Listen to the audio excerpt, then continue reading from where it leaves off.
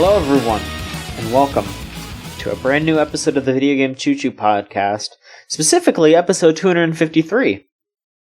I'm keeping up with it. I'm not screwing myself over here. I got the right number and everything. Not an incident with Chuchugatri where you're like, no. Is this episode, we're at episode 5, and it was like episode 23. I mean, I think it's fucked up because, like, that podcast is still in the... well, it's about to not be in the single digits anymore. Yeah, but shit. It still is, technically, and I lost track of that. But now we're in the triple digits, far into the triple digits on VGCC here, and it is, you know, a little simpler, I suppose. 250 was a nice round number. Yeah. So that's okay. You can keep track after that. Absolutely. So I'm going to lose track in, like, 3 weeks, maybe? Mm-hmm. We'll see. We'll see how it goes. I'm John. I run the podcast. I talk. I do the talking part of it. Niall does the editing. So, you know, thank you, Niall. But Rose, you're here Niall. this week. I'm here. Hi. And that's it. I learned how to edit this week. That's right. You did. Yeah. You did a fine job. I can do that now. The new episode of Chuchugatri that's for patrons right now, as you listen to this, that was edited by Rose, and she did a great job. So I'm very happy about that. Thank you, Rose. Yeah, I'm happy that I can help next time Niall's like, I am dying in the wilderness. The bears have got me, and can someone else edit? And I can be like, yeah, I can. Yeah, the Irish bears. Yeah, I was gonna say, are there bears in Ireland? But I also there didn't must be. Probably.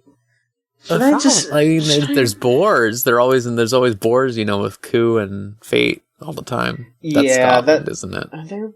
I'm looking this up right now. In Ireland, Niall's tearing his fucking hair out right now. Yeah. Okay, yeah. There are bears in Ireland. Polar bears have maternal Irish brown bear ancestors. Yeah. Oh. So yeah, there are bears in Ireland, and I guess polar bears kind of originated from Ireland. So we learned something tonight. That's interesting. So I guess besides animal biology, we mostly talk about video games on this website. Isn't that something? Sometimes, yeah. Rose, you've played... Let me see here. 1, 2, 3, 4, 5, 6... like 27 video games in the past yeah, week. like total 27, yeah. Well, I haven't been on, so this is like, I'm covering the 2 weeks, you know? Like, I was supposed to be on last week, but... 2 weeks? Now I'm here. Oh, 2 weeks. No. I know. This is old news. Look, just go ahead and just start going for it. Well, I'll try to talk about some stuff here and there, but you've got this fucking squared out. You go ahead. All right. First, I can talk about Kingdom Hearts 3. I finished it since the last time we spoke. Mm-hmm. I went in basically 100% of that game, except for one trophy, which is a real motherfucker of a trophy that I don't even want to bother with. What is it, may I ask? It is craft every single item in the game. And there's not a checklist. Oh. Yeah. Fuck that. So it's not... Yeah, I'd have to make my own checklist. And I don't want to do that. I'm going to be real with you. John. I don't want to do that. So I'm practicing self-care here. Maybe I might...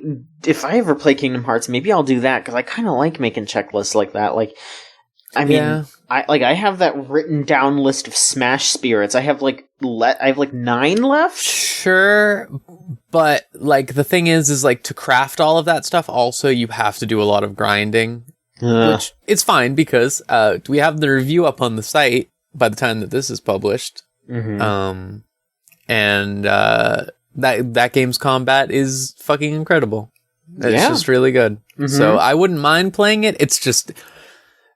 The idea of going through and making a checklist for all the stuff I need to craft, and then also a checklist of where do I find all of these materials is...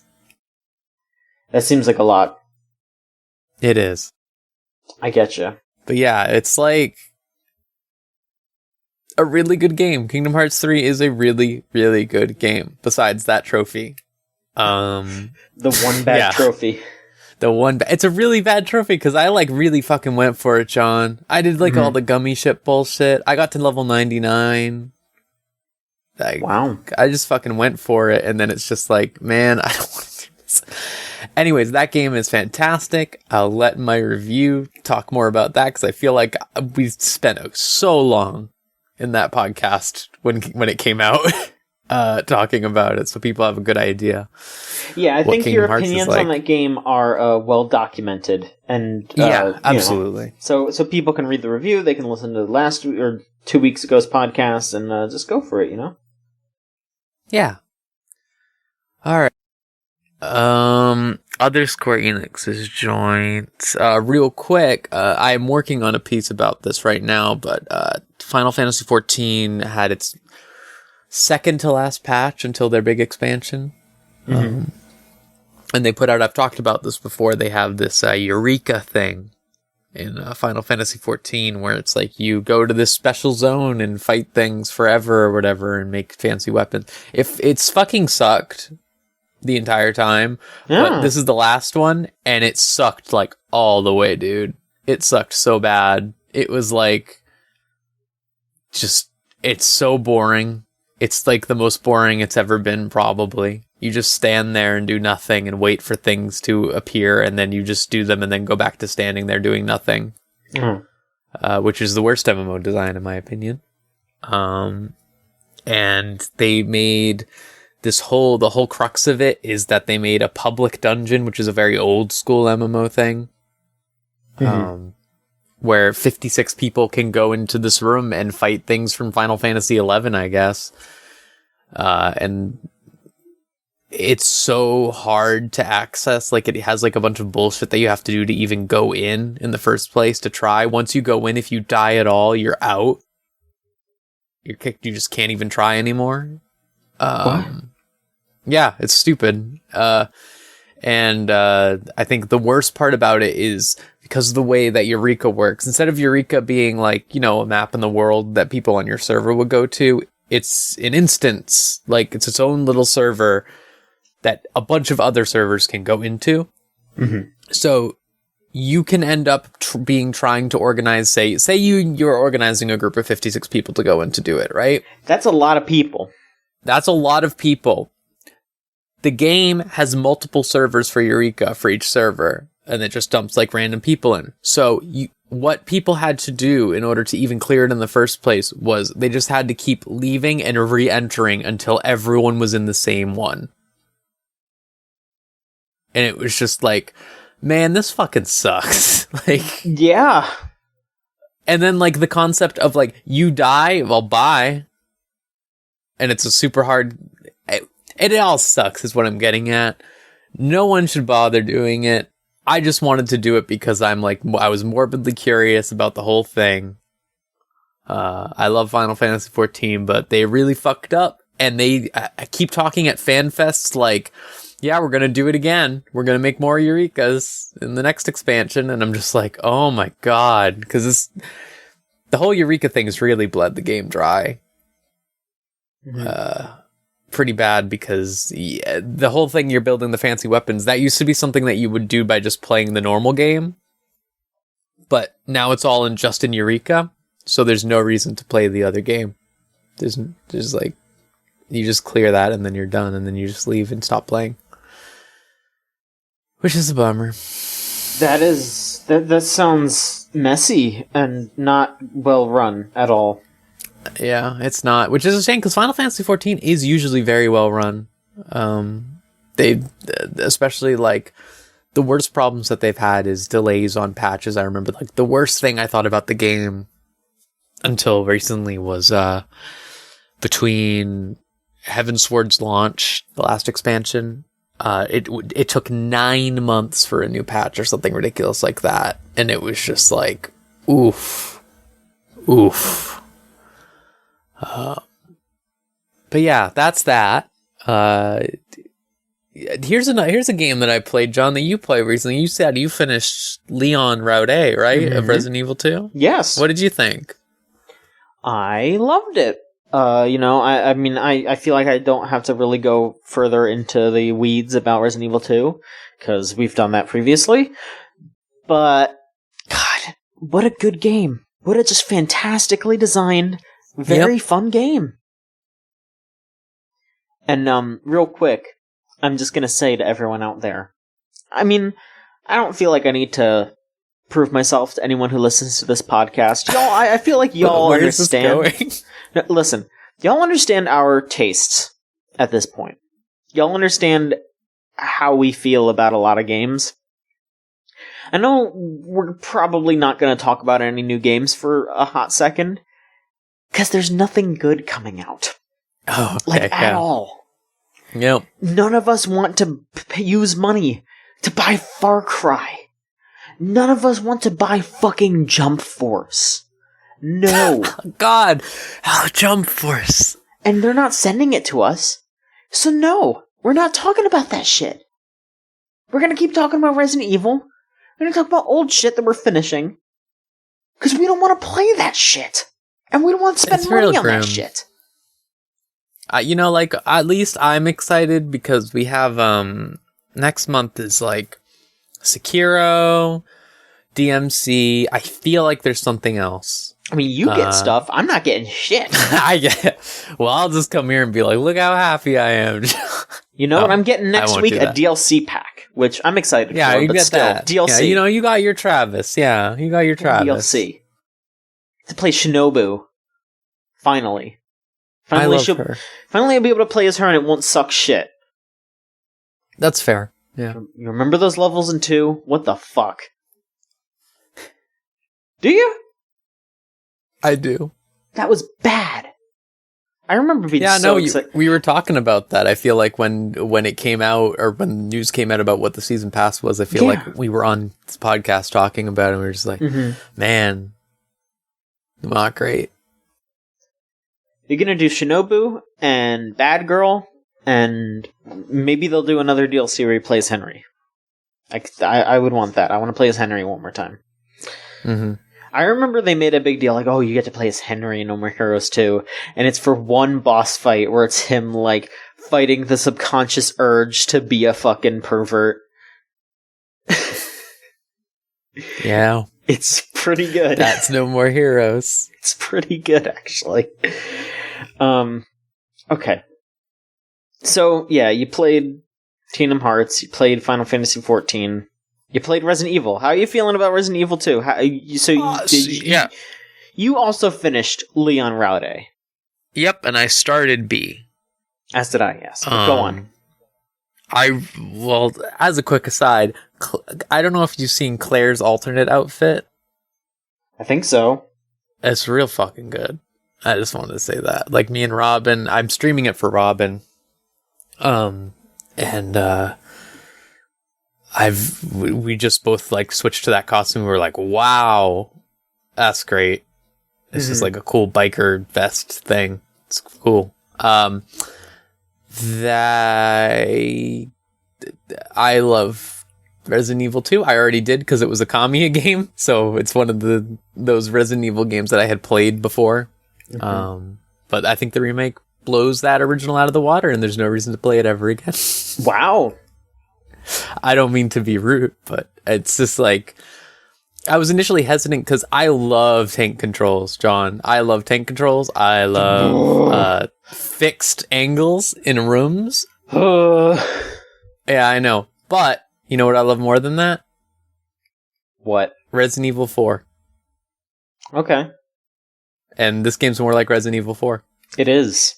That's why I like it. And it's fucking great. So I cannot recommend it enough. I really can't. I'm so glad we're getting AAA horror games again. Yeah. Or even just, you know what? Good horror games. I have downloaded the new game from the devs who made Detention. I believe it's called Devotion. Those games are great too. I'm glad that people make games that aren't just jump scares, because that was every game until recently. Like, if you wanted a horror game, it was like, y'all ever see Slender? Well, check this. Like, that was Five Nights at Freddy's. Outlast. I hate Outlast, John. I really do. It's most smart people do. It's really bad. But yeah, I'm really happy. I'm excited to play more. I was a little emotionally devastated because I streamed Route B for like an hour and was doing like fucking fantastic, and then I died and hadn't saved. Damn. So you gotta save all the time. I save like all the goddamn time like a freak. My brain's like ribbons. I'm playing on playing on hard. I'm playing on normal because I'm a normal man. So I was gonna play on hard, but then I thought about streaming that, and I was like, oh, maybe not. I don't want to fuck with that shit. I'm good. I don't need to be. I usually fuck with that shit. I don't need to be like, man, I gotta shoot this zombie 17 times, and I gotta manage. It's already like that. Yeah, well, then I gotta manage ink ribbons, and then Mr. X is gonna come over and spank me so hard that I fly through a wall. Like, I don't need that. I like when you shoot the rocket launcher at Mr. X. That was very good. Yes. I like when he appears and Leon goes, Jesus Christ, are you kidding me? Jesus Christ! It's so good. Here's a question. Here's the ultimate Resident Evil 2 question. Alright. Would it be worse to get full on, just like, comes up behind you and just full on spank by Mr. X or by Birkin? Which would be worse? I'm gonna say like extremely proto Birkin, like as soon as he starts getting the fucked up arm. Oh, Birkin. Okay. I'm gonna say Birkin because Birkins could be out of control, but it could also like be like the situation where like it loses its force when it's going to hit you. Mr. X knows what he is doing. He knows what he's doing. He knows he has the strength to match. He is pissed. I was saying which would be worse, as in like would you fly through a wall, not which would be a good ass spank. Damn. Okay. Yeah. Listen. Okay. The worst one is Mr. X. Easily. He's worse. Yeah. He's gonna annihilate you. He lifted up a helicopter very casually. Like, imagine that. Like, I'm just imagining him just coming up behind Leon and just like, Leon just my ass. That's what he would say, John. He would be like, my ass. Damn it. I cannot get over the way that they react when they see zombies. Like, just fucking, like, Leon be like, oh my god, holy shit, fuck you, and stuff like that, shit. And Claire being like, are you okay? What's going on? Like, it's like, what the fuck is happening? I mean, honestly, I feel like I would act just like Leon if I was in that situation. I would just be like, what the fuck? Like, what the shit? Kiss my ass. Yeah. Oh boy, Resident Evil 2 it's a very good game. It's a very tense game, but like it's also a very funny game. All I can think of now is that ending of the Resident Evil Survivor AVGN where he's running through the fucking escape thing at the end of Resident Evil. Video James. Board James, that was it. Yeah, Board James throws him the rocket launcher. Hey nerd. Oh, fucking. James Rawl fucking rules. I had a bad dream last night that he announced that he was quitting being the AVGN. That was such a bad dream. I was like, no, I can't. Not right now. He wouldn't. If that happened, I don't know what my girlfriend would do because we already lost the Coffee Men, and it's like, oh no, like at least we have AVGN to watch, and it's like if that happened, I don't know what would happen. I don't think he will because he has like a fucking production staff now, because that was the whole thing, was that he was like, I'm trying to do other stuff and the AVGN's getting in the way. Now he has a production staff, and like he was gonna quit it, like I think like a year or so ago, but then he hired the production staff, so now he can do it. So we're safe for now. Paying off, I can say that. Yeah, like not only is it like good that he's still able to do it, like it's actually like his stuff has gotten higher quality because he doesn't have to worry about editing it himself. The fucking Tomb Raider. The fucking Town with No Name video at the ending when he's like, or whatever, or was it the one? It was the one before the Town with No Name where he's like, "Well, I'm gonna put this in the stereo and see what happens." It said not to. It just zooms in on his eyes. Just thinking about the shot from the Tomb Raider one where he just has like 70 fucking like BB guns and he's just stuffing them into the backpack. Oh, it's so good. Oh, all right. Well, yeah, that's our review of Resident Evil 2. Watch it. Just watch some current AVGN episodes. There you go. But it's a great game. It really is. It is. I'm so glad, and I honestly hope that they make RE3 now. Like, honestly. I think you won't have to hope as much as wait until it happens, because it's gonna happen. See, what I want now is I would be totally fine with this if they ended up doing, like, hey, the next Resident Evil game is Resident Evil 8 or something like that, or whatever. And then, hey, the one after that's the 3 remake. Like, I would be all over that. That would be cool. Yes, that's what they should do. For sure. Alright, let's see. I'm gonna talk about something news for me. Oh, shit, yeah. Okay. So, there's been a lot of rumors going around lately. Alright? Microsoft's doing some business. They're doing some stuff behind closed doors. But there's always some loose lips around the industry. We're ready to talk. So we got some details going on here. First off, there's been some talk that Microsoft is going to be talking about their next console at E3 this year. It'll most likely be releasing next year, but brand new console being shown off at E3? That's fucking crazy. It makes sense for them, I think. I think, like, if I was Microsoft, I would really be trying to recapture whatever fire I had with the 360. Like, I think the 360 had a really good start because it was out before the Wii and the PS3. And obviously the PS3 had its own issues, but, like, it was, like, a cheaper cost. And I feel like they're just going to try to do that again. Because Xbox One was not great. It was not, and I think at this point, I think it's going to trade off, because I think Microsoft has a fight to win, and Sony doesn't, and I feel like it's not going to be exactly like Xbox 360 and PS3, but I feel like Microsoft is probably going to be the way to go this next generation. That's what I'm going to place my bets on, because like they're going to be pushing to bring people in. And Sony's just going to be like, you're going to want to get a PS5 because you got a PS4 already. And then I'm like, no. Yeah, that went great last time. Exactly. But they're so cocky, right? Like, they've been so cocky. The only thing I could see standing in their favor is I was seeing a report, I think, from Digital Foundry or something, where they were talking about how, like, Sony trademarked or, like, patented like, every single Sony console emulation on board or whatever for the fucking PS5. Which would be amazing. It would, yeah. So, I don't know. It's still kind of up in the air. I would love to be wrong. I would love for there to be some real competition.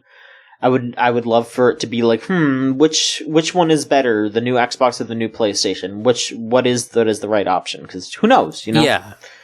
We'll find out. It would be interesting instead of just right now where it was just like, get the fucking PlayStation. Yeah. It was apparent, like, since the beginning, I feel like people were just like, yeah, it's the PlayStation, just get the PlayStation. But I mean, you had that early horrible buzz, like, for Xbox One. It was so bad. And then, like, even now, it's like the Xbox One isn't terrible, but it's still definitely lesser compared to the PS4. It doesn't have Bloodborne. You know what it has? Fucking Crackdown 3, baby. Yeah, a real banger, that one. And Halo 5, the most beloved Halo game. Yeah, woohoo. Halo Wars 2. Yeah. Oh, they really made bad choices about fucking, like, what games to back this gen. Like, real bad. Just real bad. But there's another rumor in regards to Microsoft that is very surprising that I'd like to touch on real quick. So Microsoft has been pushing to get Game Pass on more platforms. They've recently showed Forza running on a phone. Because of their cloud technology, they can just like offset a lot of the processing, so less powerful things can run more powerful games. And there's a rumor going around, a pretty plausible rumor, that a lot of people are saying that it's true, is that Game Pass is going to come to the Switch. Which would mean that, like, you'd be able to play a bunch of Xbox exclusives on the Switch. You'd be able to download Xbox games on the Switch. Praying for, I just shit talked it, but praying for Halo, honestly. Like, I'd want to play the Master Chief Collection or something. Mm-hmm. Not only that, but some retailers are already listing Ori and the Blind Forest as a Switch game. So some of these games which makes a lot of sense. I mean, yeah, but some of these games might get, like, actual physical releases. Like, could you imagine walking into the store, looking at the Switch aisle, and seeing Halo? Yeah, that'd be pretty fucked up. That would be crazy. That would be really interesting. This actually reminded me of another rumor that happened this week regarding this. If all this is true, would seem more plausible that Nintendo is reviving Scalebound?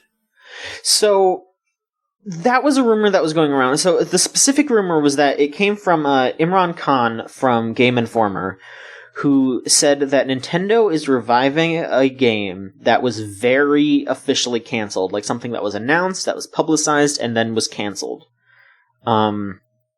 And some people were digging around. Some people were thinking, oh, is it Project Hammer? Oh, was it Mega Man Legends?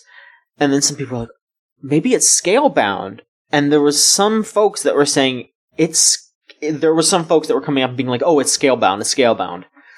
However, Liam Robertson, who we know as the guy who just is in with everybody, very specifically said that it was not Scalebound. He said that he knows a bunch of people at Platinum. Like, he's doing, like, a video about canceled Platinum games. He's talking about how Platinum... Like, I guess Platinum and Microsoft were a lot more amicable about canceling Scalebound. Like, it was actually an agreement and not Microsoft coming to them and saying, you have to shut this down. Yeah, I mean, if you saw what was happening with that game, it makes a lot of sense. Like, yeah, that game quickly changed from, like, hey, it's a fucking Kamiya game to, hey, it's Monster Hunter, guys. Mm-hmm.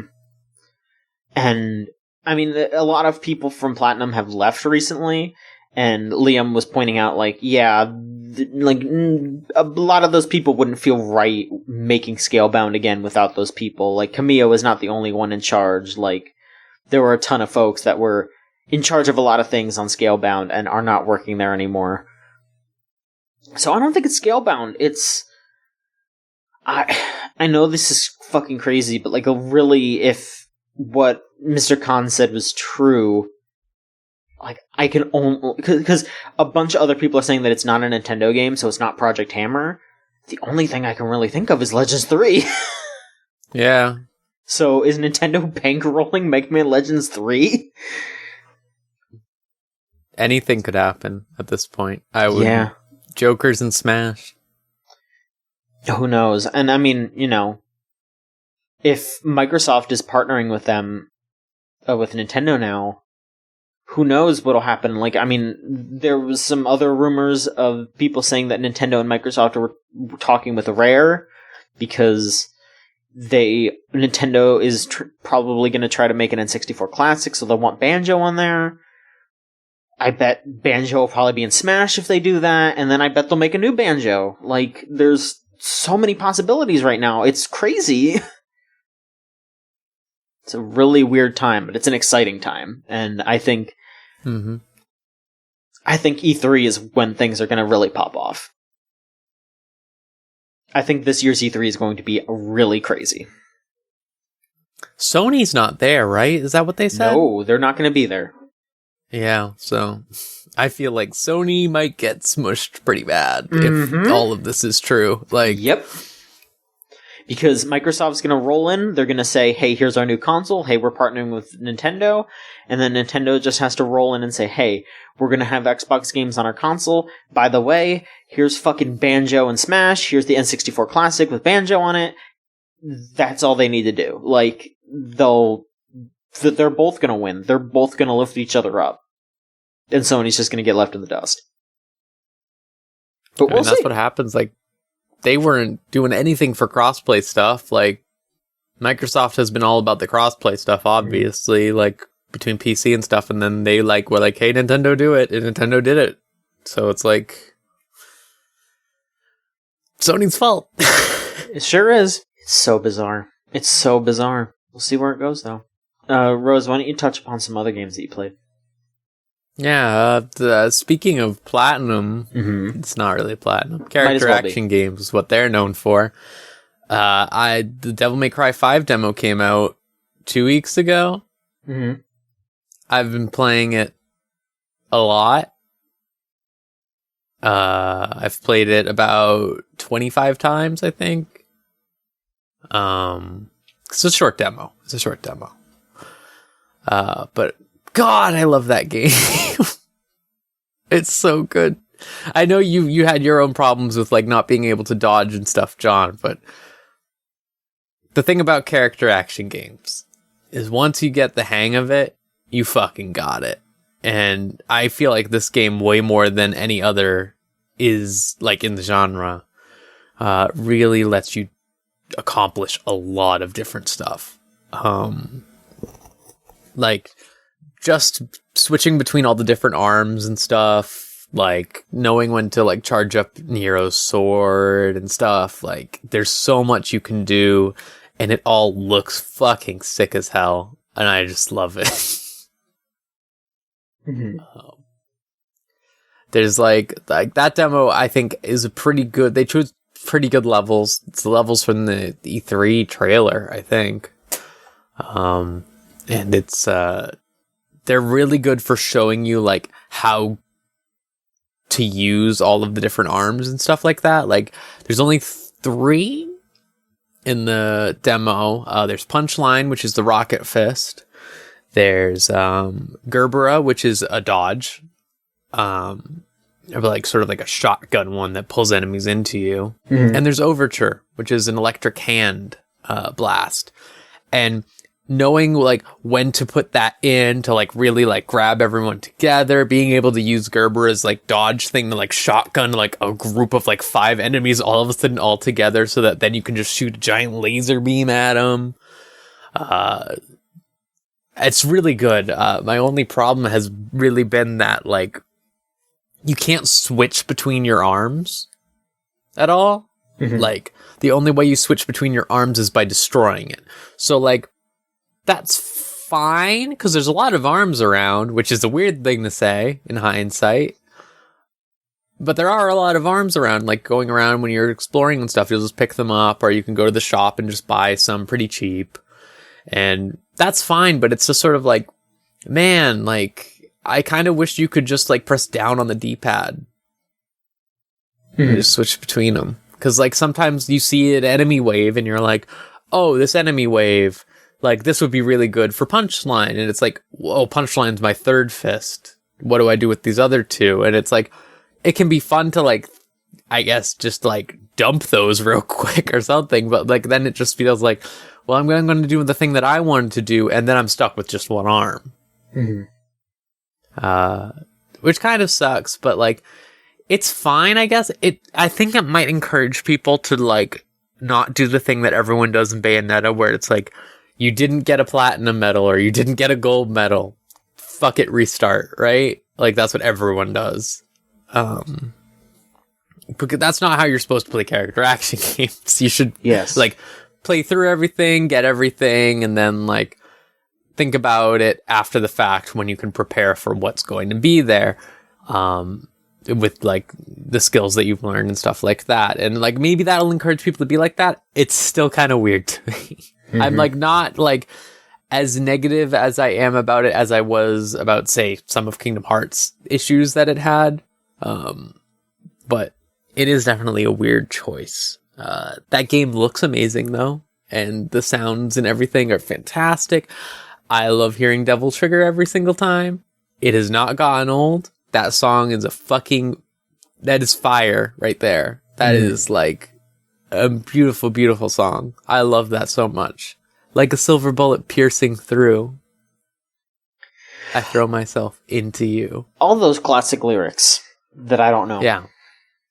Well, it's just like bang, bang, bang, pull my devil trigger. I know John. that one. Like, hello? That one's so fucking good. Because I can hear that, because I've heard that one, and I don't get to hear the song while I play, because I don't do very well, so...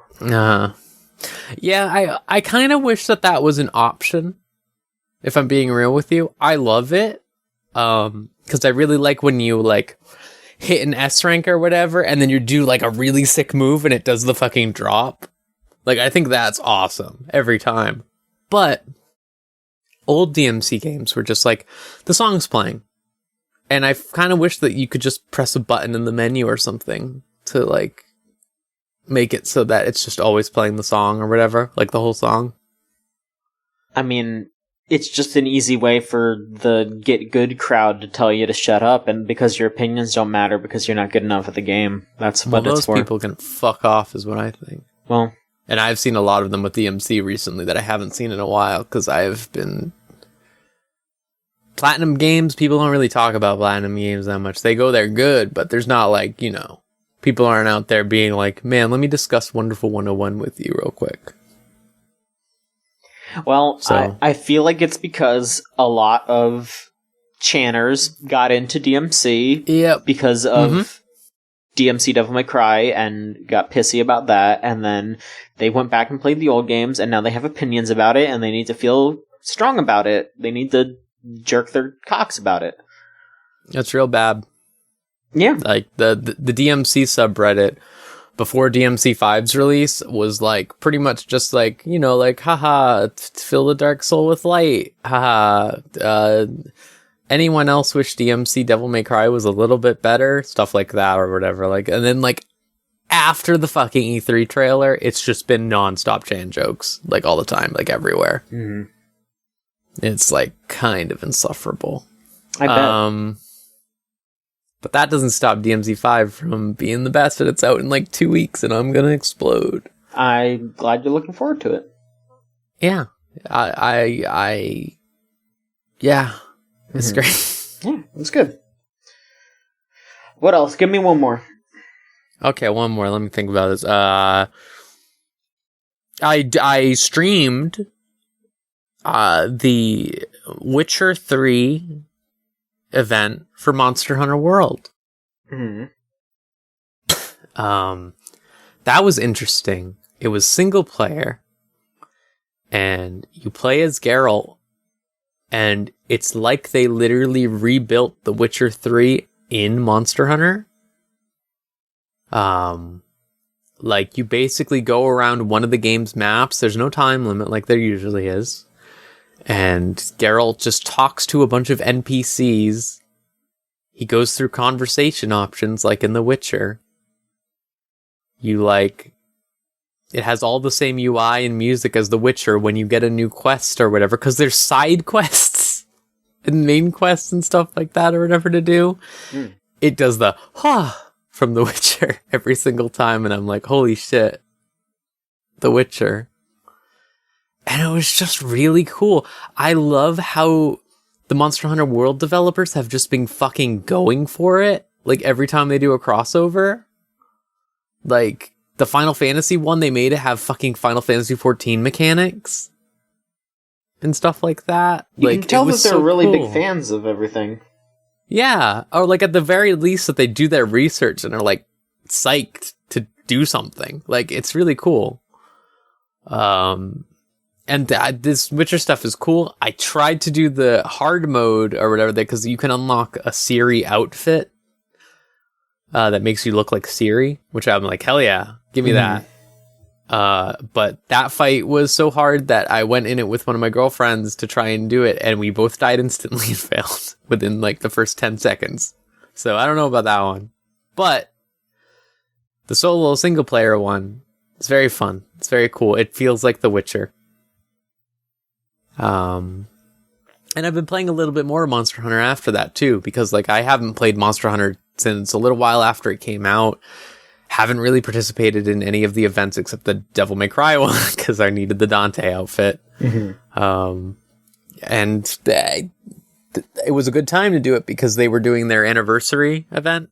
And they just had basically every single event that has ever happened in the game up. And that was fun. Monster Hunter World's still good. I went around and just did a bunch of random quests, made the rest of the Dante outfit. That's sick as hell. It's crazy that I can play a game where I'm a girl dressed up like Dante doing Witcher poses. It's sick as hell. And I am actually really excited for that expansion now that's coming out later this year. Man, I wished I liked playing that game. I don't blame you. One of my girlfriends recently tried playing it, and she started out like being like, "Oh, Monster Hunter is really interesting," and then she's like, "I hate Monster Hunter," which reminded me of you. I really think I understand that it's hard to be like not instantly good at something, or like even feel like you're not doing something wrong, but I promise you that everyone is like that with Monster Hunter, and the only reason that anyone isn't like that with Monster Hunter is because we have been doing it for like a decade.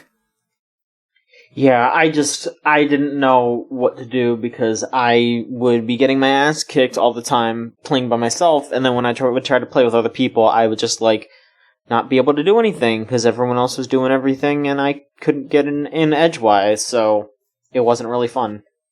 If you ever want to try again, I can go with you because I am only good at one weapon, so I can be any other weapon and I will be completely awful. Nah, I sold it a while ago, so... Oh, okay. Alright, understandable. Yeah. Probably wanted to get one of my easy games. That's fine. Fucking chump, but whatever. No, everyone's good at different things. And everyone has different tastes. Not everything is for every person. Well, whatever. Speaking of being bad at things and wanting to quit, I've been feeling like quitting doing Yu-Gi-Oh! I went this past week and I hated it. What happened? I entered the weekly tournament and I played one guy that was fine. Didn't really bother me, but everyone else I played was a smug prick about whipping my ass. Just laughing about it, laughing at my cards, laughing at me. They all had really expensive cards, multiple copies of $100 cards, that kind of thing.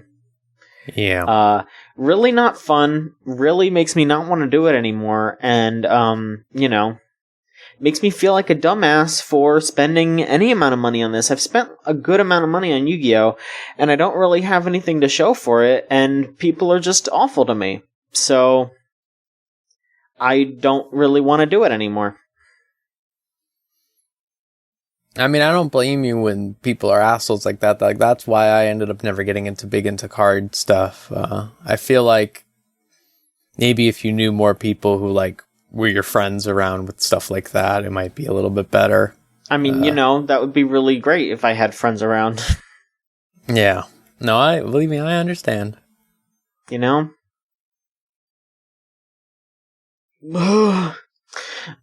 I'm not gonna... I'll move on. It's fine.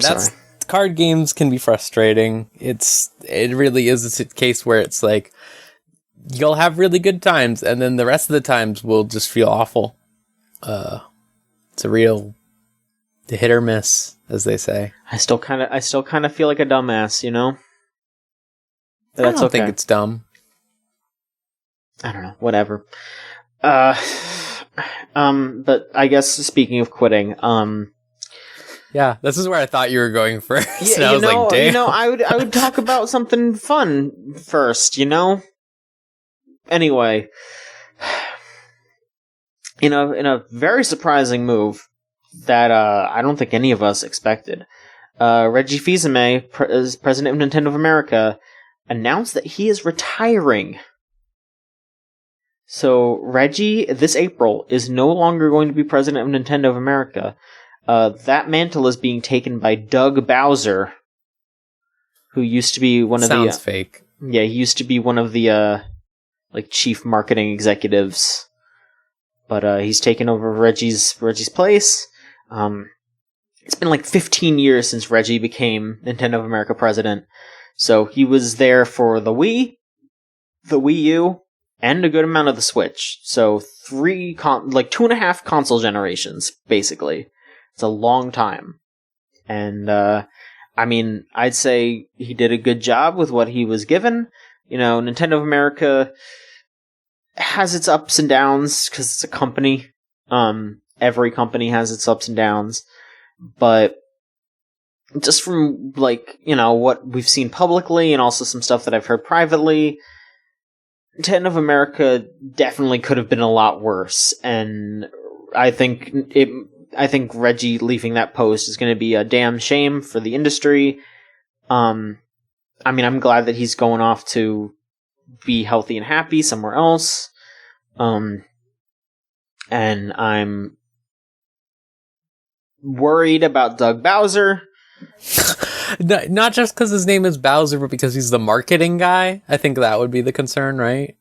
Yeah, we can go with that. But I guess we'll find out soon enough, because I bet he'll be there at E3, and we'll get to hear this guy for the first time. What if he talks like that Resupre guy who's like, this is Bowser, yeah. God, if it just turns out that he was an evil test for you. If it just turns out that he was Electrical Beast the whole time, then Nintendo's saved, because that would just mean that the next Mario game, Mario would have the ability to teleport. You're about to lose a life. Yeah, you're about to lose a life, and you just yell into the Switch, "Teleport, Mario!" And then he's getting ready for the Ninja Warrior tournament. That was a really good teleport, Mario. Think how good that would be. It would be really good. That's what Odyssey should have been. Oh my god. But yeah, Reggie's going off. A lot of people were just posting that picture of Miyamoto, Reggie, and Iwata being the Triforce. And that's one of my favorite E3 images of all time. Just the fucking power trio. And we only got one left now. The worst one? I'm sorry. I don't know. It's fine, but yeah, it's crazy. Miyamoto's barely involved anymore. It's more Koizumi. Yeah. So Miyamoto might retire soon too. Who knows? Yeah, I wouldn't be surprised. He's very, very old. I would love to just welcome in the old guard welcome in the new guard to Nintendo. Have the old guard pass the torch now, because I think absolutely now would be a really good time to do that. The Switch is in such a healthy space. The new guard has proven themselves that their games are worth a damn, like Odyssey and Splatoon and all that. Yeah, fucking Splatoon. I think now would be a good time to really be like, okay, here you go, younger folks, work on Nintendo now. For sure. But in some far less good news with regards to jobs. Yeah. There's been some more layoffs. The first batch was at ArenaNet, who you may know for making Guild Wars 2. They got the news on Thursday. The company got emailed saying that there's going to be layoffs. It doesn't seem like there is an exact number of who is going to be laid off and exactly who it is. Sounds like this is something that has been decided on by the publisher, NCSoft West, and they are trying to cut costs, etc., etc., etc.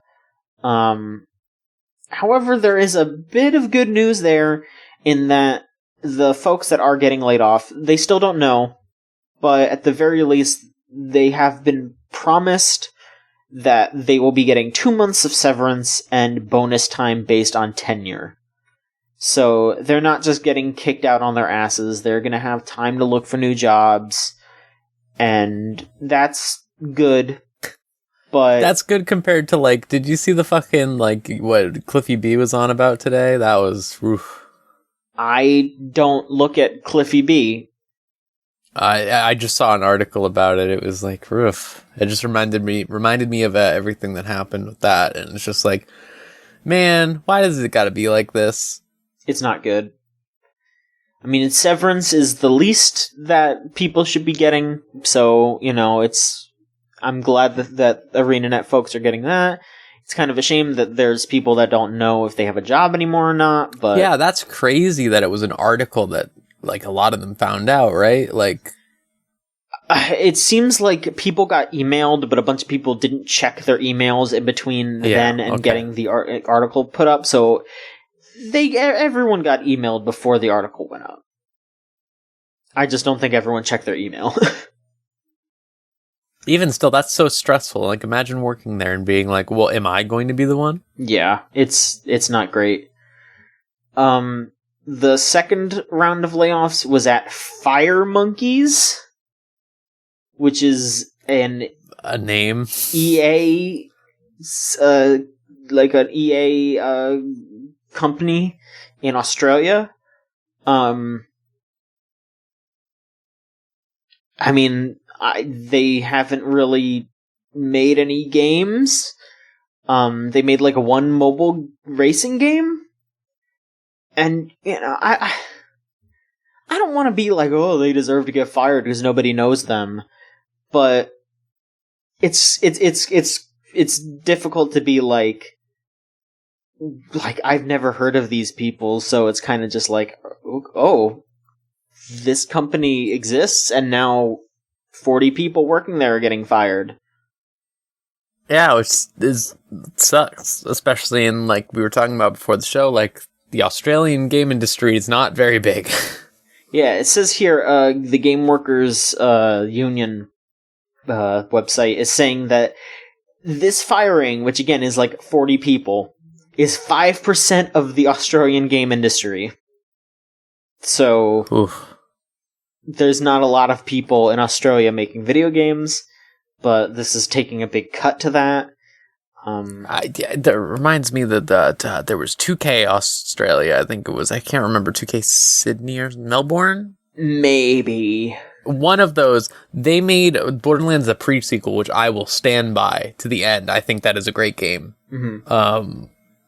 And they, as soon as they published that game, they all got laid off.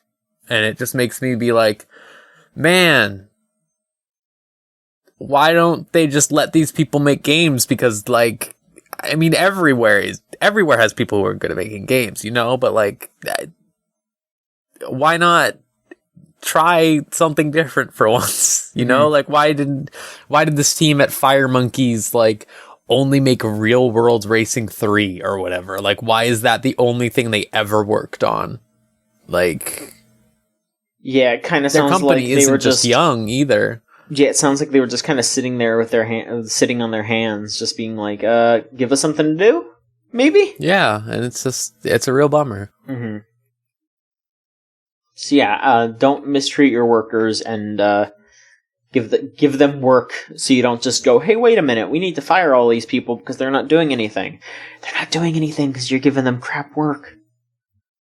Yeah, to do. Like I was saying, like, this game is still being updated, the Real World Racing 3, and it's like, I've never even heard of this game. Like, I've literally never even heard of it. And I don't mean that as in a derogatory sense, I just mean, like, legitimately, like, why are these people stuck here working on, like, these very low-tier projects and, like, over the course of years and years? Like, I just don't understand. Yeah. It's a shame. So, you know, we'll beat that drum until something changes, but unionization is the first step. Yep. Sure is. Look into it, talk to some folks, get together, work together. It's the best option. Rose, is there anything else you wish to touch upon? Yeah, on the flip side of that, I want to say that they announced Australian Games, Team Cherry, the 3-man team behind Hollow Knight, announced a full fucking sequel to Hollow Knight. Silk Song. This was announced last week, but I completely forgot to mention it, and it's also probably for the best because Rose is the Hollow Knight fan, so you can talk about it. Hollow Knight was kickstarted a few years ago, and that was a big part of that game, and they ended up doing a bunch of free DLC for Hollow Knight, and it was like, hey, you said that there would be character DLC to play as Hornet, who's a girl, basically a girl Hollow Knight, just basic. Mm-hmm. And then everyone was like, oh, cool, so they finished all their free DLC packs. They're going to do this next, this DLC, that'll be cool. And then they just came out, like, on Valentine's Day and were like, hey, we're not doing DLC. We don't know how to make DLC. So we're making a full fucking game. And it looks great. It looks a little different from Hollow Knight, where, like, Hollow Knight, you use a lot of magic and stuff. But in this one, you use, like, a bunch of tools. Like axes and, like, spinning blades and, like, a bunch of other sick shit. You can zip line everywhere like Spider-Man. It seems like it'll be really fun. Mm-hmm. I'm stoked for that. I'm just stoked for these developers who are, like, fucking awesome. Like, because this was supposed to be DLC, if you kickstarted the game, they're just giving you it for free when it comes out. That's a really good move on their part. Yeah, because they were like, hey, we told you it would be DLC. So, here it is. It seems like it's going to be just as big as Hollow Knight, if not bigger. And they're really cool. They're really cool developers. Like, they made a whole video where they were talking about it, and they were, like, saying, like, hey, if anyone wants to make, like, fan merchandise, like, fucking go for it. Just don't mass produce it, because, like, we can't control what happens with that. Like, but if you, like, want to sell, like, stuff at conventions and stuff, like, fucking go for it. We love to see that. We want people to, like, make money off their passion and stuff like that. And they just seem like really, really cool developers, and I am stoked for that game, because I love Hollow Knight. What else have I... I've been playing 2 multiplayer games by the same studio. Uh-huh. One is the big flash in the pan at the moment, Apex Legends. Here's my review of that. It's the most playable battle royale. I still don't like battle royales. Mm-hmm. I just, nothing about it gets me really going. I don't like restarting over and over again. And then dying instantly. I don't know. It's just not appealing to me. So, on the flip side of that, me and my girlfriend Robin decided to play Titanfall 2. It's a classic. Which is by Respawn, same developers. Yeah, it's a classic at this point. It's a fucking great game. It's so good, John. It's so good. I had never played it. It's so good. Mm-hmm. You just go around and you do, like, slightly better than Call of Duty shooting, and then you just get to get in a mech and just destroy everything. It's so much fun. I haven't even touched the campaign yet, but we've just been doing normal multiplayer. We've been doing the firefight mode. I don't know if you know firefight from Halo, like where it's like the horde mode. Yeah. There's like a horde mode. We've been doing that, and that's fun, because, again, you get in the mechs and stuff, you lay down traps. It's fun. Mm-hmm. It's just a fun game. And I kind of wish that it was the popular one instead of Apex. Well, one is free and one isn't, so... Yeah, listen, I enjoy playing Apex to an extent. 'Cause, like, I think, like, it being squad based is a lot more fun than the solo thing. But man, battle royale games, and also, like, the art, and this is true of Titanfall too. The art in that game is not very good. Like, there's a lot of really offensive shit in there, which is a shame, because, like, I really appreciate the fact that their roster is so diverse. Like, half, like, I think half of it is women, and then, like, also, like, they're, like, diverse. Like, you have, like, a Native American character, you have, like, an African character, and stuff like that. Like, it's really good. It's cool.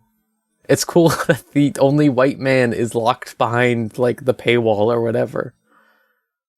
Patreon exclusive white man. Yeah, the Patreon exclusive white version or whatever fucking.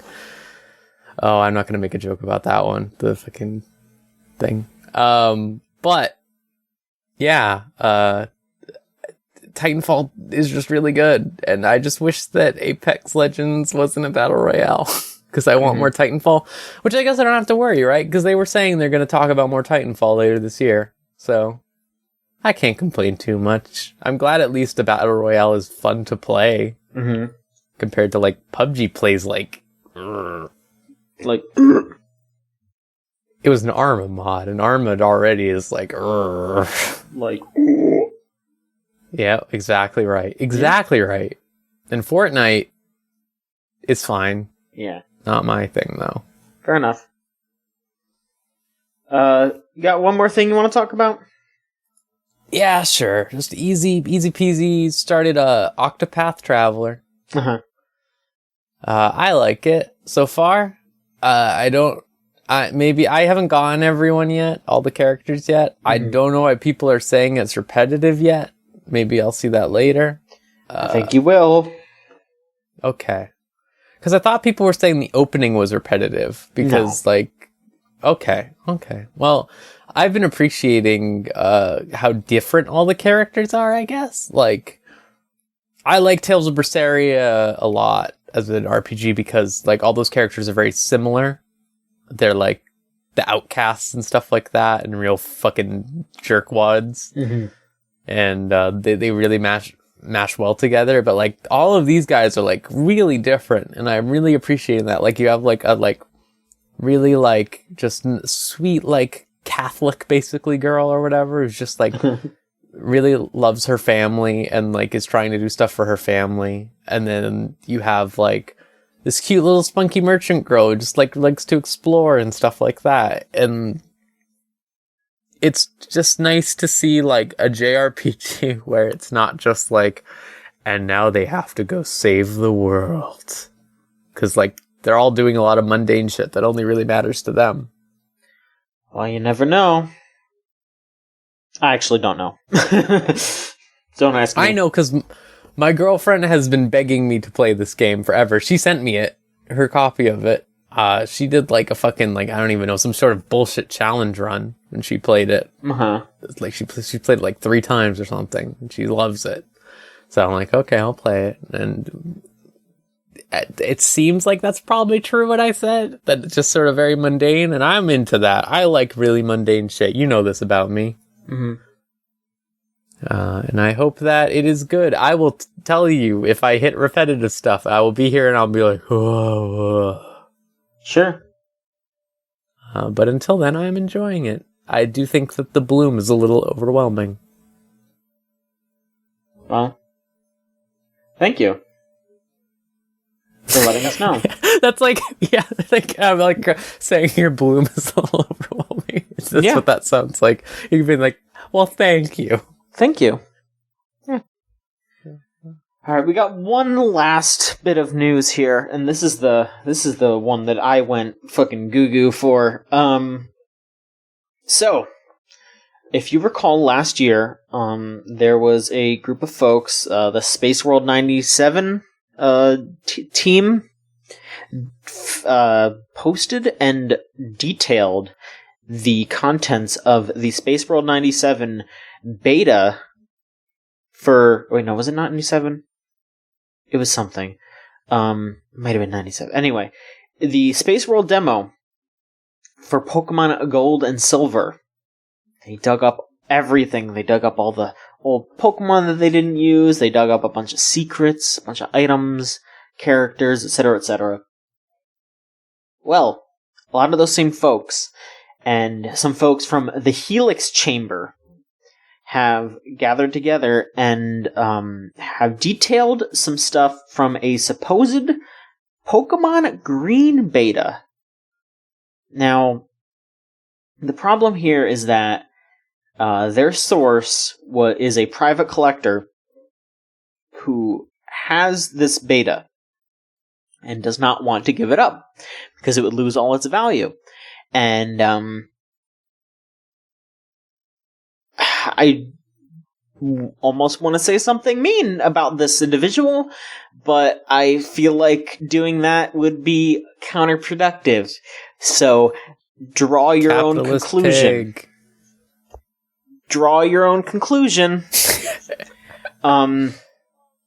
Anyway, they did, however, send over some maps and of some back sprites of the Pokemon.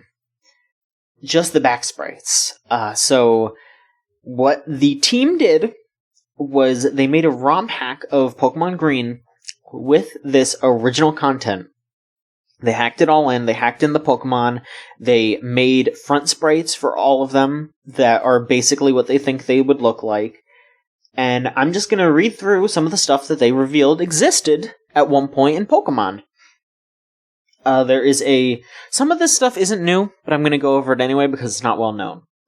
There was going to be a mecha Pokemon that looked like Mechagodzilla called Omega. There was Blunder, which was literally a balloon. Psyduck was going to have a middle evolution called Weird Duck. Now, a lot of these Pokemon are not the official name. These are just names that were given by the Helix Chamber. But, this is what people are calling them now. Let's see here. There's Gyaoun, which kind of looks like Tyranitar of some sort.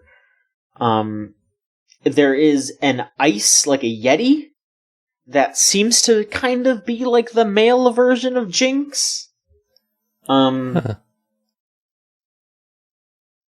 There is some form of Nidorino look-alike, maybe just a new Nidorino sort of deal.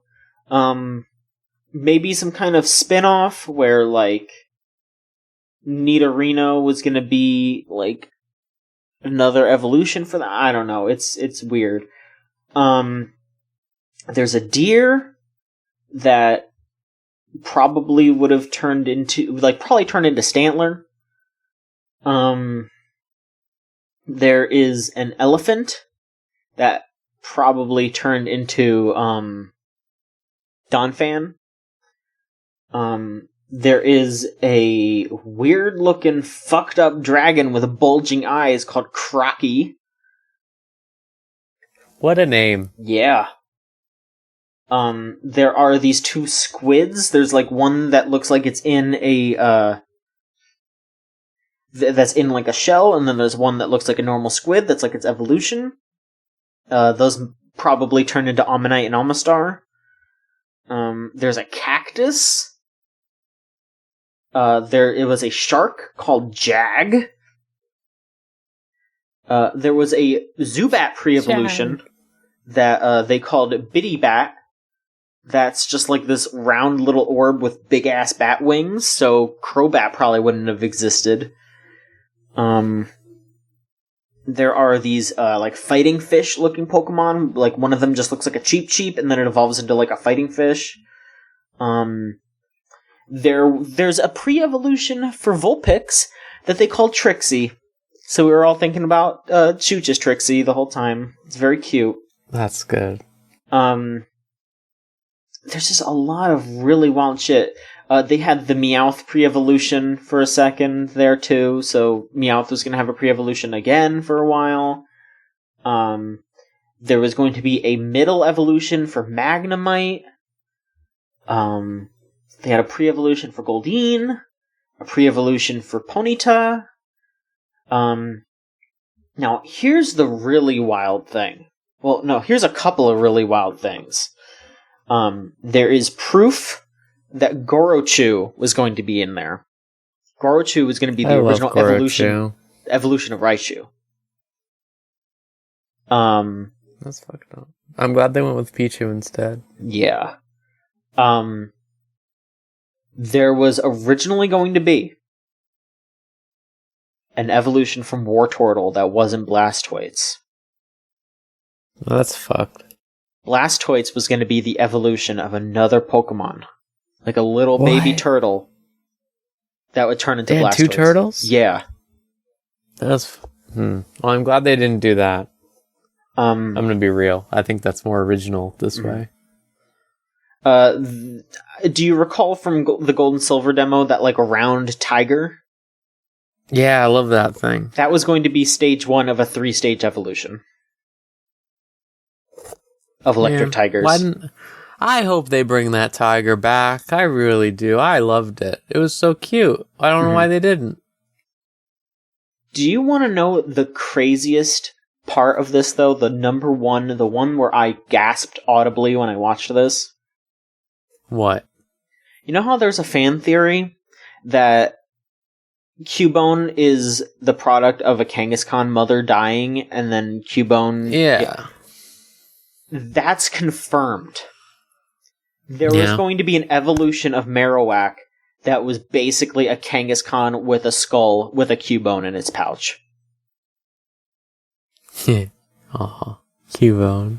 It's cute, and it's fucking insane. Like, the Cubone and Marowak thing is confirmed. There you go, everyone. Now there's Pokey myth busted. Yeah, so there's some other stuff in here that got shifted around. Like, you can look through this.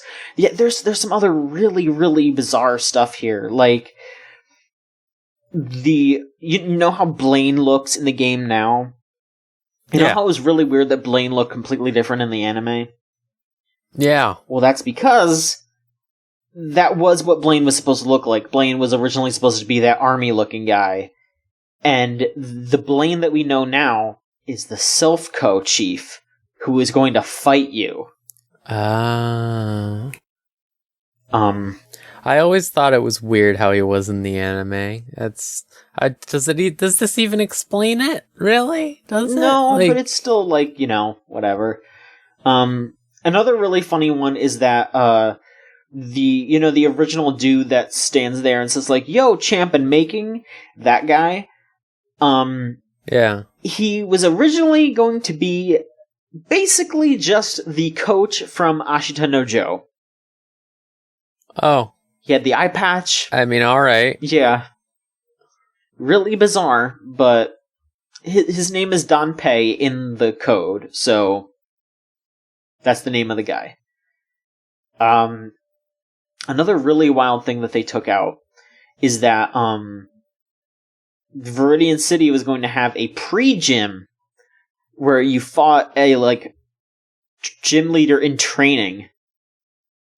So there was something to do in Viridian before you left. That's interesting, at least. There are some removed trainers here. There's the student. There is the firefighter. And you were going to maybe fight Gary's little brother named Junior. It's a lot of really wild shit. One last thing that was really surprising. You know how you go through Victory Road, and then you go through that last Pokemon Center, and then you just go fight the Elite Four? Yeah. Well, I guess in the original version, there was going to be a gauntlet before you fought the Elite Four. Oh my god. Where you would go through, little snippets of maps that you went through previously. So you would have to go, through a small snippet of Rock Tunnel, through a snippet of the Rocket Hideout, through a snippet of the Silph building, and then you would fight the Elite Four, and they would just be standing in a row waiting for you. Like on Nugget Bridge. Oh, wow.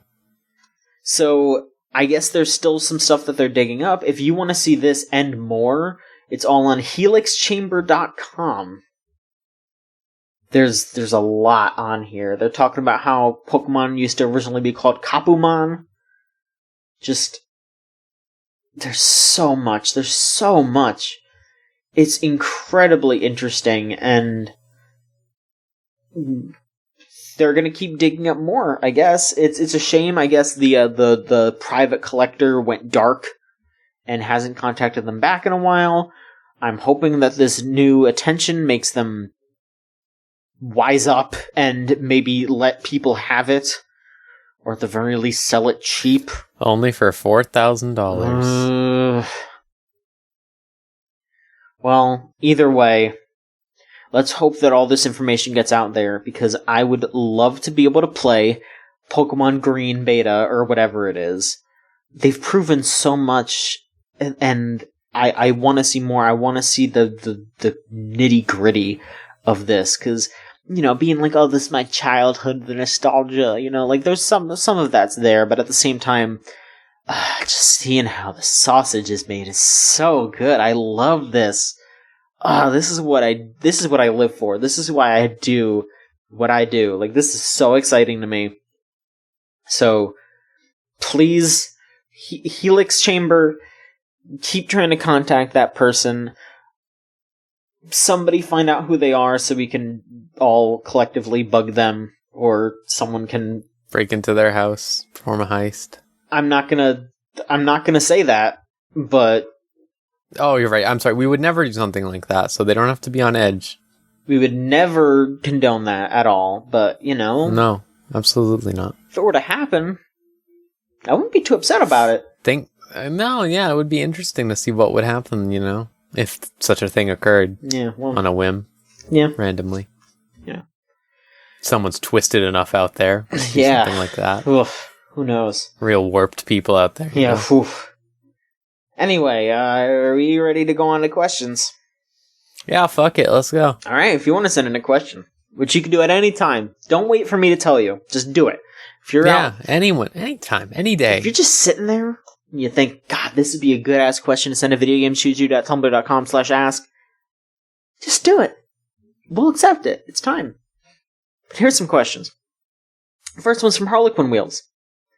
Do you ever get really in the zone when playing a game? Like where you lose awareness of everything around you except the game, and it feels like you're controlling the game with just your thoughts rather than a controller? It's something I get in rhythm and fighting games, and sometimes... It's something I get in rhythm and fighting games sometimes, and was wondering if y'all had any good recommendations. I get like that in Smash occasionally. Not often enough. Figure, yeah. Not often enough. Usually I'm kind of juggling multiple things, so I don't get into the zone as often as I feel like I should be.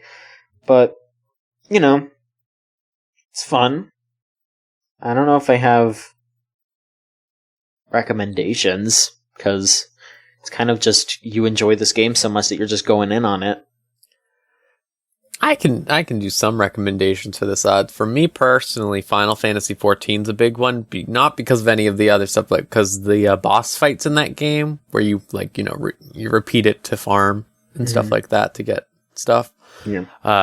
It is really satisfying to get better at that every single time, and just just focus on oh yeah, this is where I want to go now. This is where I go next. Oh, this music is so fucking good. I'm just listening to music and move around and samurai slash. And it's really nice and soothing. And also Monster Hunter, for the same kind of concept of you really get in oh, I want to get this fucker. This monster's a real asshole. I want to fucking get him. Earlier, me and my girlfriend were doing this one against this real motherfucker carrying the electric horse, and we were just this fucking guy, we need to kill him, We just need to get this fucking guy. Holy shit, what an ass. The entire time. We're just chasing him around man, this motherfucker. And that was really fun. I was really into that. It was just I was thinking all I could think was man, we gotta get that guy. It's just the same concept of just really focusing on a goal, which I think is hard with story games. You can get invested in story games and stuff like that, but it really needs to be something technical or goal oriented without much roadblocks. Those things I described. For sure. Yeah, I think rhythm and fighting games are the two that are the easiest ones to get into, but if you're just really good at an action game, that could be something too. Character action games, yes, but yeah, You just get into something. Just find your groove, have a good time, enjoy it. It's all good. Quenny asks, so how's about that Rune Factory? Do either of us have opinions about Rune Factory? I've always wanted to play it. That's what I think, and I'm excited to now. There you go. Sorry. No, I think it's interesting. You know what it's about, right? You know what Rune Factory is? It's Harvest Moon with combat. Yeah, that's appealing to me. That's what Stardew Valley is, right? I mean, kinda. I mean, I like Rune Factory, but with more of a focus. Yeah, Rune Factory is more of an RPG than Stardew Valley. Like Stardew Valley is like, you go into the dungeon and you might have to kill a slime or two, but Rune Factory is like, hey, let's go grind in the fucking dungeon. Let's level up. Yeah, that sounds great. That sounds right up my alley. Sure. And then you also have a farm, right? Yeah. Yeah. It's gonna have a sheep I go home to and just be like, this is my little sheep. Maybe I'll give that a shot if it, actually tutorializes you a little bit, because I tried Stardew Valley and I felt like a fucking idiot. That's valid. I think a lot... actually, I was gonna say, I think a lot of Harvest Moon games are like that, but the more recent Harvest Moon games, absolutely not. Like, I remember I played the 3DS one, A New Beginning, and that one arguably has too much tutorialization. Maybe that's just enough for me, because, dumbass. No, it's like... I am so a good compromise is Magical Melody for the GameCube. You spend the first month basically as a tutorial. I think that's fair, right? Sure. The Stardew Valley almost said New Beginning was like 5 months. Okay. And it was like you get to month 3 and they're like, now you can buy a cow. And I was like, jeez. I've been able to buy a cow forever. And there's like nothing like Stardew Valley where you can like go fishing or something in that game. Oof. I was just like paralyzed by choice and didn't know what the fuck I should be doing, and I would never get anything done. It makes sense. Stardew Valley's pretty overwhelming. Mm-hmm. I think if you go in with like... Yeah, without like, a deep knowledge of those types of games, or like being like one of those wild Animal Crossing people, you know what I'm talking about, like who go like really hard in, then you're gonna have a rough time. I haven't played Stardew Valley for kind of similar reasons. I get overwhelmed easy. Yeah, I went in there and I was just like, what is everyone freaking out? Like, I would just try to talk to people in the town and they'd just be like, why don't you go raise some crops? And then I would do, and then people would be like, and then the game would be like, you're not doing enough. And I'm like, what do I do? Where's the chickens, buddy? What the fuck do I do? I'm just trying to grow some fucking corn, dog. What do I do? Alright. Shulis asks, what classic Final Fantasy job would you most want to be? Blue Mage. That's the one. We're talking like classic. I don't know. I guess because that's like 5. That's pretty classic. If we're talking like the 8 or whatever that are in the fucking original, Black Mage. I always love how Black Mages look.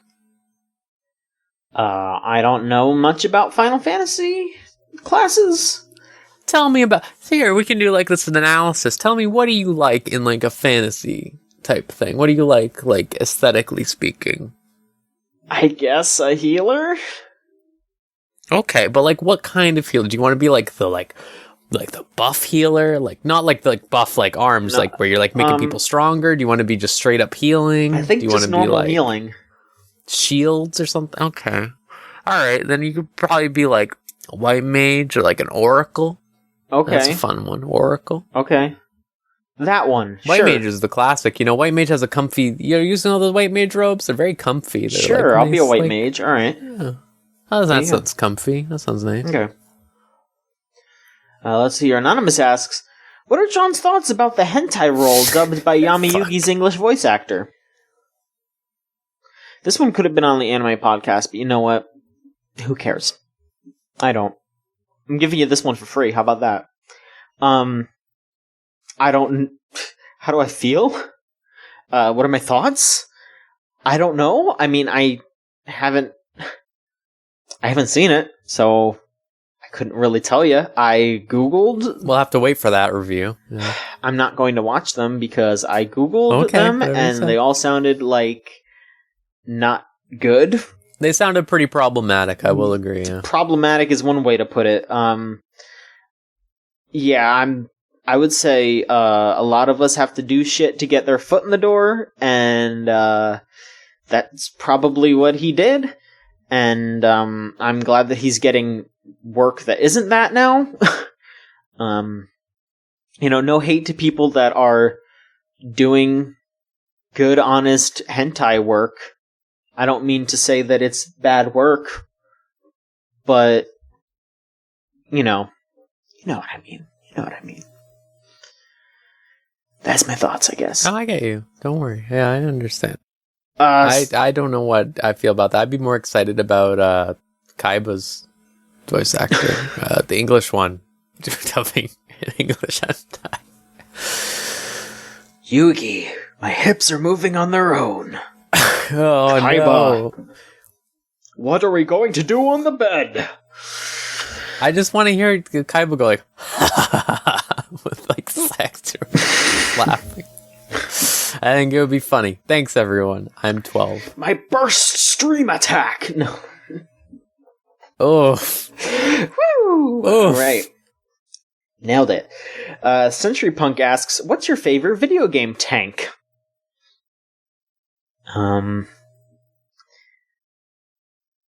That's a hard one. There's a lot of good tanks. One of my favorites has got to be, I know how much we shit talk Grand Theft Auto all the time, but I remember as a kid playing Vice City and punching in the code that spawns a tank, and then punching in the code that lets you fly, because you could just fly around as the tank and just shoot shit, and that was really fun to 7-year-old John. Yeah. Alright, that's fair. I never played any of the old Grand Theft Autos, but I believe that, honestly. Like, I feel like in that era, that would have been very, very fun. Yeah, I mean, you have a PlayStation 2, you're hanging out, you're not doing anything else. You just turn that on, start flying around as a tank, and then that's it. I never did any of the missions. I didn't know what the fuck was going on. I didn't want to sit there and listen to people talk. Screw that. I just want to blow up other cars and fly for no reason in a tank. Yeah, that's fun. What about you? Fine. I have two. One is, this is basically just out of obligation to all of my friends who love Rocket Slime, the Schleiman tank from Rocket Slime. Mm-hmm. I appreciate it, at least in concept, even if I don't necessarily know the inner workings too well. I really like just that whole concept it's got going on there. Right. Second is, I love when you, at the beginning of Nier Automata, when you go to the amusement park, and everything is like very blatantly like, man, these robots aren't evil. And then they just have the fucking robots come out in a party tank, and they're not even attacking, they're just launching confetti everywhere. And 9S is like, damn, we need to kill that, that's so dangerous. And 2B's like, they're fine, chill it. I mean, some other ones that I'm thinking of, like the Metal Slug is very good. Oh yeah, sure. And the tank that Mario can take over in Mario Odyssey. Oh, I didn't even know you could control a tank. That's pretty fucked. Yeah, it is kind of fucked up, but it's also very fun. I need to play more of Odyssey. Yes. And also, my comedy answer would be the one from Left 4 Dead. But hey, what did you ever play that on PC? Probably a few times. Did you ever mod it? No. Okay, I was gonna ask what you ever modded the fucking tank to, because I have a couple good ones. It's fucked up. My main good one is Donkey Kong. That's a pretty good one. It's really horrifying. Let me tell you how horrifying it is when you just hear the ooh, ooh, ooh. And then he bursts through a wall and kills you. It's horrifying. We also had Diddy as the one that hops on your head and controls you. The jockey. The jockey. We had it as Diddy. That was horrifying too. That was scary. Painted Diddy in a whole new light for me. Little Diddy. All right, we got one last. Buddy. Oh, sorry. We got one last question here. I was thinking about the fucking bad. We got one last question here. And if you want to sound like these fine folks, go to videogamechoochoo.tumblr.com/ask. This one's from Anonymous. With games like Kingdom Hearts and DMC5 releasing this year, after roughly a decade of development, what are your thoughts on the unique headspace that is receiving the continuation to a series that has spent more time dormant than it ever did active? Well, I would say that Kingdom Hearts is definitely not, because they've been putting out Kingdom Hearts games pretty regularly. Kingdom Hearts at least was like, even between Dream Drop Distance and now, that was at least a 6-year break, which is still pretty long. Yeah. But DMC, absolutely. Mm-hmm. I think that the early 2010s were a hell time for video games. And specifically with these franchises, Japan got really fucked by a couple tsunamis. And they couldn't really work on these sort of large-scale projects for a while.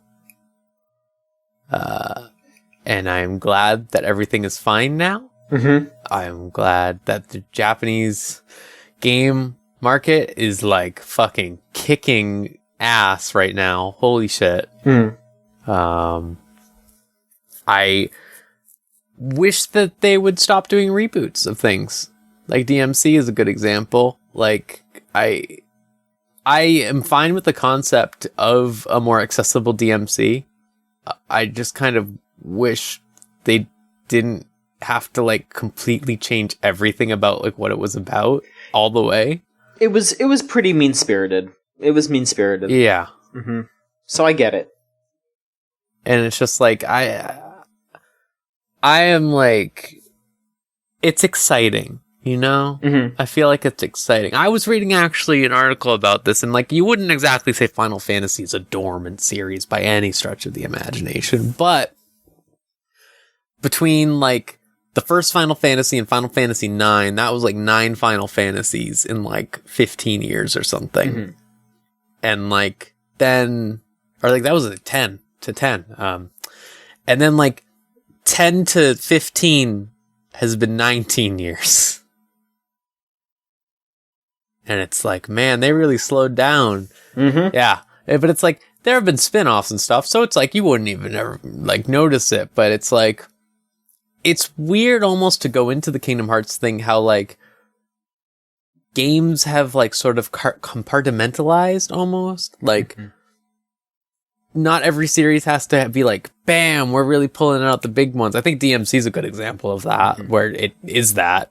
But like, bam, here's like a bunch of smaller Kingdom Hearts games instead of Kingdom Hearts 3 for now. Like, here's like something you can play on your DS or whatever and stuff like that. I'm at least glad it hasn't gotten to phone shit for the most part, because that sounds like a nightmare.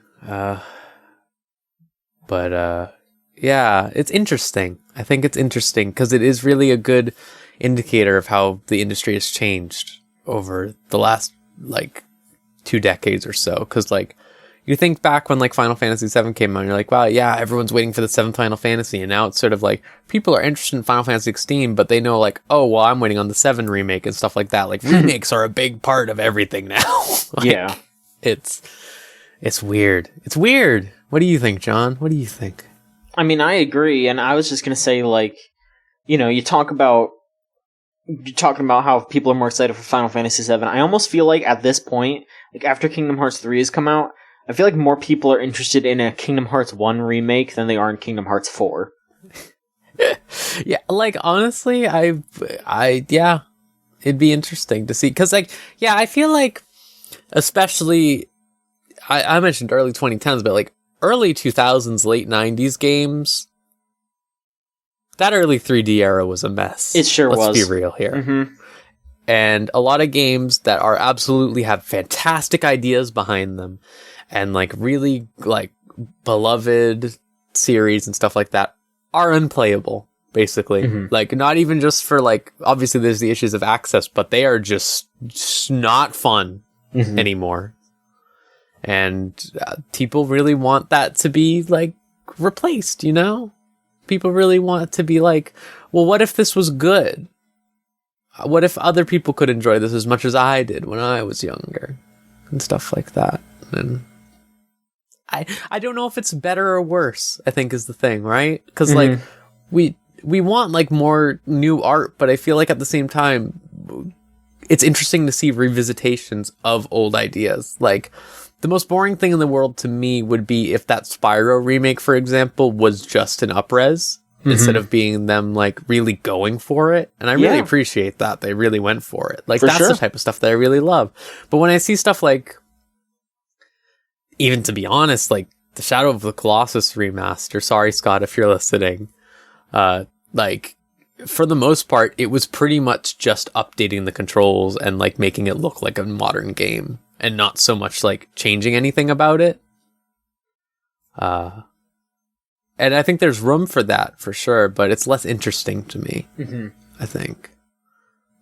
Fully agree. I think it's wise to keep games in that in the headspace. You know, keep people thinking about it.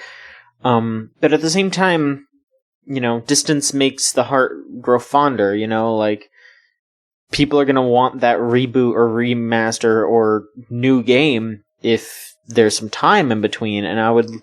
You know, I think it's been 10 years since No More Heroes 2, you know? Like, that's something, you know? Like, No More Heroes is No More Heroes is in the same boat, where there hasn't been one for ages, and now we're getting a new one. I mean, we got a new one, but now we're getting a new, real one, and, I mean, who knows when that's gonna happen, but it's wild. It's a wild time to revisit these games, and I do think actual sequels would be better than reboots. Like, I would love to see a new Sly Cooper sequel. Like, if they rebooted Sly Cooper, it's like, all right, whatever. But like, make a new Sly Cooper, make a real sequel. Yeah, like I have the Ratchet and Clank game to play. I've heard that's great. I've heard that's a great game. I believe it wholeheartedly. I've never played any of them, but I do think it is like kind of boring that it's a reboot. Like it's like a reimagining, really, isn't it? It's just like a retelling, like it's a remake of the first one, but you know, it's not like a reboot per se. It's just like, oh yeah, here's the first game again, but it's not like we erased any of the stuff that happened afterwards. It's just like we wanted to make the first game again so people could play it. So it's a remaster per se. But you know, I can pull this back to Kingdom Hearts again. Something that's really interesting to me about Kingdom Hearts 3 is that Kingdom Hearts 3 is absolutely an ending, right? It's an ending to, like, the Xehanort stuff or whatever that's in Kingdom Hearts. But it's not even close to being like, this is it. Like, they're setting up, like, all sorts of other stuff and stuff like that. Like, they wouldn't have to reboot the next Kingdom Hearts game. It can be fun. And I appreciate, like, being excited for more of something, and then also appreciating how, like, oh, this ended here. It would be fine if it ended here, but it can go somewhere else. That's what really pissed me off about Mass Effect 3, and a lot of other games like that with the ending, is everything has to be like this big, like, we're never going back here ever again. You know? Like, everything has to be like, it's done. Like, when they made a sequel to Mass Effect, it may as well have been a reboot, right? Like, Andromeda's like in a whole nother galaxy and everything. Like, I just don't like it, I guess. Like, for me personally, I don't like the whole, like, whatever. Like, even if you do something like Dragon Quest does, where every time it's a different one or whatever, same thing with Final Fantasy, like, that's fine. I just, when it's like, man, it's over forever and nothing can ever happen again, I just don't really like those types of stories. Yeah, for sure. Well, I think that does it for this week's show. Yeah. Oof. That was a fun one. I like that question. Yeah, it was a good question. Thank you. Let's do the usual rundown, folks. You know. All right. I know. Look, we just got to make sure that people know the info, okay? Twitter @VGCC. Tumblr, videogameschoochoo.tumblr.com. We had a Discord server. Look, this is the one that I like to share. Come join our Discord server, right? We have a really good time in there. I'm in there, like, every night, just talking about dumb shit. So if you want to hear me say something stupid, even more stupid than what I say on here, come join the Discord. It's crazy. Thegamezone.zone. Just type that into your web browser and it'll bring you straight there. There you go. Make a Discord account. Come hang out with us. There you go. We got our Twitch. Twitch.tv/VGCC. I'm streaming every week. I didn't stream... I did stream this past week, but it'll be later than it normally is. But that's what fucking happens when you have to go to a fucking stupid college political thing. That sucks. But it's okay. I'm gonna play Axiom Verge, so that's fine. Alright. That's a fun game to play. Yeah, we'll see how I feel about it. Twitch.tv/VGCC. That's the streams. I'm doing streams. Solon does streams every Sunday now. I think it's probably going to be Apex Legends for the time being. And if you like what we're doing, patreon.com/VGCC. You pay $1, you get Chuchigatari Unlimited Train Works a whole week early. And there will be more coming soon. I know I keep saying that, but it's happening very soon. Very soon now, yeah. So get ready. Get ready to open your wallets. That's what I'm going to say, alright? Just a little warning for you. And finally, thank you Melt.Channel/Magic Circuit for the use of our theme song, Crush off the album Magic is Real. If you want to listen to more Melt Channel, it's meltchannel.bandcamp.com, and if you want to listen to their new stuff, it's Magic Circuit. Go look it up on Spotify. It's all there. It's all good. Trust me. I sign off on it. It's great. I'm the only critic that you should listen to about Magic Circuit, because it's good. And it's not because they gave us a free song, it's because it's good music. And they came up on my Spotify Discover Weekly. They did? Wow. Good for them. Yeah, and I was like, whoa. Did you like it? Yeah, it was pretty good. Cool. Alright, well there you go. Maybe it'll happen to you too, listener, and then you'll be like, damn, that's the people that made Chooch's music. They're good. So that's it. Thank you so much for listening. We'll be back next week with another episode of the Video Game Choo Choo Podcast. So long.